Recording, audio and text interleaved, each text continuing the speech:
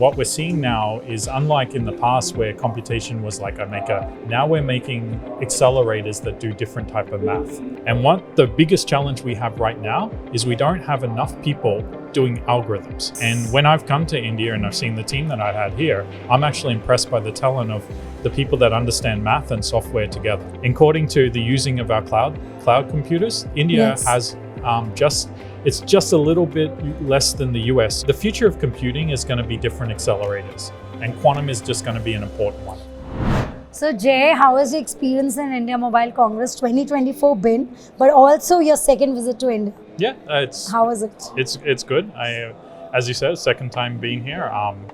Conference has been good. I just listened to a few of the panels on the quantum computing, and it's great to see all the excitement, energy. Did you happen to go to other sessions which was not related to your subject? Not yet. We should make sure you visit them also. I walked around the exhibition area, but no, I haven't been to other sessions. What is the first thought when you saw the setup, and what thought crossed your head? Honestly. Well, when I first walked in, it was huge. It was. I didn't expect it to be as bigger size as what was here. But no, there's a lot. Excellent. How was your visit to India? You tell me that. Which all places have you explored?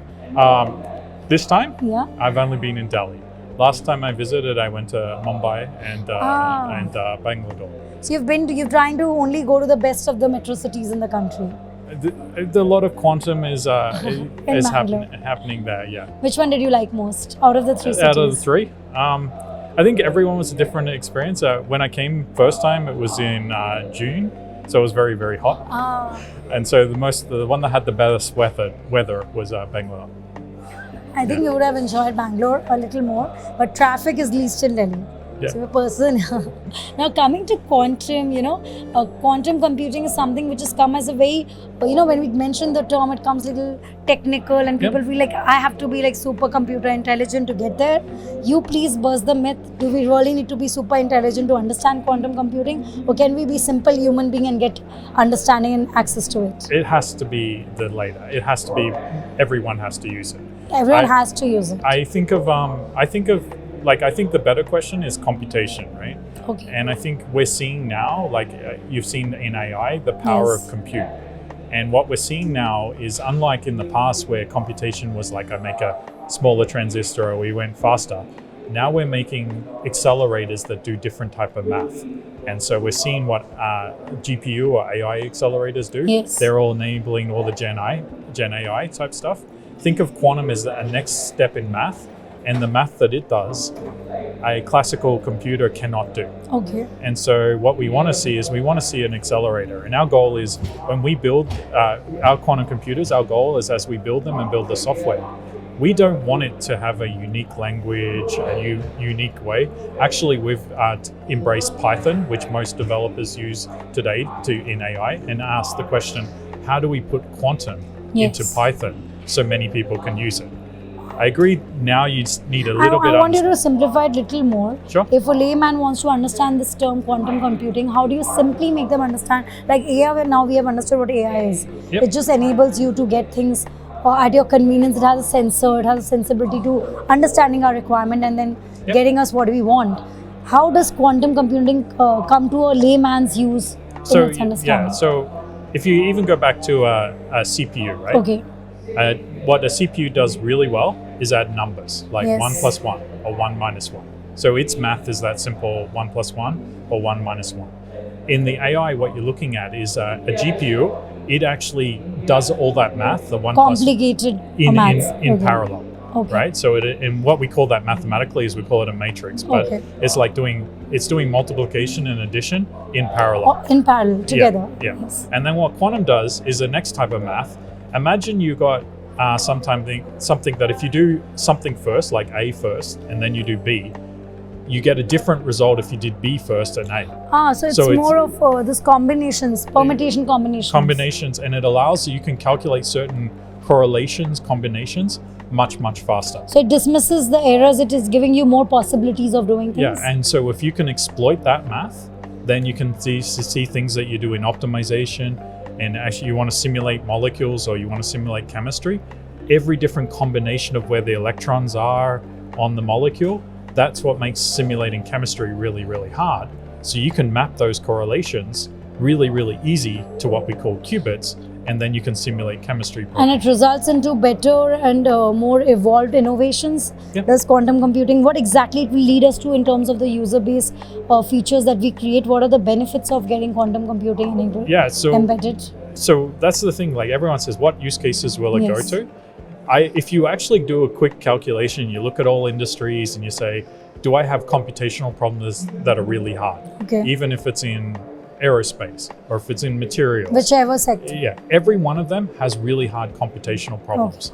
And so one of the things that we have to do is we look at that computational problem and then we say, can we exploit that using a quantum computer? Okay. And what the biggest challenge we have right now is we don't have enough people doing algorithms, coming up and discovering those algorithms.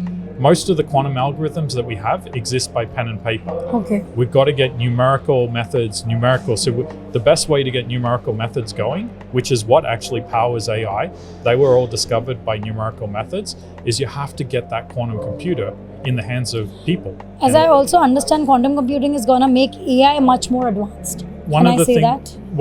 This is one of the research areas, and it gets a little bit difficult because a lot of people think that quantum will just solve the large data problem of AI. Yes. But what it may do, and what we've seen, and we can prove little toy problems, is if the data has got a lot of correlations and complexities Yes. that the current methods of AI cannot resolve.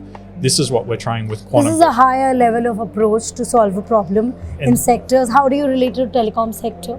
So in the telecom, you've got problems of networking. So if you want to actually come up with better ways of doing networking, how do you that turns out to be a really hard problem? Like how? Or you can't do it classically. So the methods that exist classically, they're all approximations.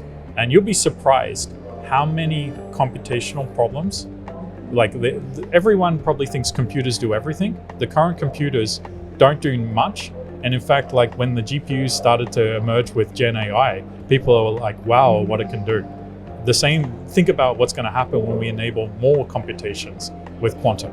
Do you think India is ready for adapting quantum computing in a larger way and the industries can take it further? So if you get to the question of how do you do algorithm discovery, Yes. one of the two things the two most important, obviously, you need the hardware first, but what you also need is you need math, you need the ability to understand math, and you need software. If you're going do you need the manpower, the skilled, educated minds to do it? Yeah, you need that math and that software skill. Yes. And when I've come to India and I've seen the team that I had here, I'm actually impressed by the talent of the people that understand math and software together. Yeah, we have people who are very sharp in the calculation, but we don't have the implementation Yes. or the way to direct it to build up the quantum computing. Yeah, so one of the things we have in the IBM Quantum team here is actually we have a lot of mathematicians, software developers that are actually helping to develop those algorithms. And so I actually look at India as, according to the using of our cloud computers, India Yes. has it's just a little bit less than the US of users using our. We've really made it Yes. just next to US. So we have an open free plan which people can just sign up and use, and So they can learn as well? they can learn. Yeah, there's all learning content, and India has the most students, most hackathons, and almost equal to the US in using our current. Tell me from now, 10 years from now, where do we see quantum computing? How omnipresent or how relevant will it become in the next decade? I hope the way we see it is almost like you don't know it exists. It just the math becomes so easy that it's integrated It everywhere. was the toughest thing in my school days. Yeah, but imagine if your mobile phone just calculates a better mapping of a problem or a better solution, and you just return to you. Imagine. And My life would be so much easier. So think of quantum as injecting into that. And so why didn't we have it 10 years back? Because it's hard. We only just last year crossed the point where we could run something on a quantum computer that you cannot simulate on a classical computer. Wow. So at least the need has been identified that is something you cannot cover up for in any other So space. think of it as like the starting pistol just got launched in it being the quest to find out how it Tell gets us you. your journey in IBM also before you have to, Yeah. we have to let you go. But how has it been and what is your special one story of your association with the brand and how does it feel? My journey to IBM or at Yes. IBM? At IBM. At IBM. So in I think one of the biggest things, exciting things that happen is when I was in the research area always and doing the research, and we were struggling with like 4 qubits, 10 qubits. And then in 2016, we had the idea of, can we put a quantum computer on the cloud? Ah. And so I convinced myself it was possible. And so I pitched it to everyone and I said, This was your brainchild? it was mine and my colleague Jerry Charles. Wow. We said, we're going to put a quantum computer on the cloud. And so then once we got approval to do it, in about 6 months, we learned what the cloud was. Wow. we learned how to calibrate. So that's a great and a smart way to learn. Yes. And then we put it on, and then the part that I'll remember is when it went live, we were watching the terminal because I had no idea how many people would use it. And so when we saw the first job come in, it was like, oh, yes. And so That moment must have been like overwhelming. Yeah, and then ever since then, I think quantum has emerged from being something that was in a physics lab to people can touch. I can feel it now that you've explained it to me. I understand this little more and better than what I used to think. I would see the term and be like, this is not my thing. Yeah. But now I believe it's becoming a part of everyone's journey. Yeah, it's going to be like the future of computing is going to be different accelerators, and quantum is just going to be an important one. Have you identified anything at the exhibition today which excited you other than Oh, the quantum. As I Yes. said, I've only got the chance of looking at the quantum. After this, I'm going to walk around. Please walk around and we'll catch you again. Yep. Get the glimpse of what you like. Thank you so much, Jay, for bringing this whole idea, simplifying the idea, and of course letting us know how we should be prepared and gear up towards it, because Yep. this is going to be the next gen computer solving method for us. Yeah, it's the quicker we get skilled people using quantum computing, the quicker we can find useful applications. Or we can skill everyone for that. Yeah. Thank Yeah. you so much, Thank Jay. you. It was a pleasure talking to you. It was a pleasure talking to you.